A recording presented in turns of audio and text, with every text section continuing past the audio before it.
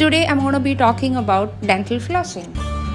So to begin with, what is a dental floss? Why do we have to use it and how do we use it? So, a dental floss is a string-like material which is used between two teeth to clean debris or food particles. Your routine brushing cannot effectively clean the gaps between your teeth.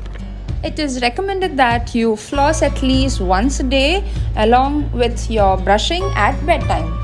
You can find any brand of dental floss in your nearby pharmacy. So let me show how to use it.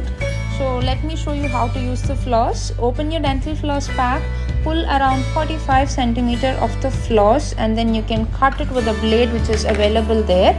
And now you can wind the floss around your forefinger between your two hands and grip it firmly using your thumb, so that the entire floss length is now reduced to about 5 centimeters. You cannot floss when the gap is too long, so hold it somewhere around small 5 centimeter gap and run it gently between two teeth.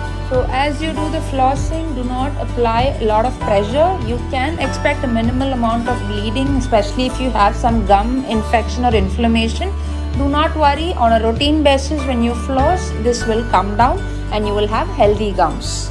Be careful not to push the dental floss too deep into the gums. You might get uncomfortable after that. Initially you will find it difficult to do the flossing, but over a period of time when you practice, it will be as easy as brushing for you. A lot of material wound around your forefinger. Keep releasing that so that you don't mix the debris from one tooth to the other. Flossing regularly will help you maintain healthy gums and also prevent decay between two teeth.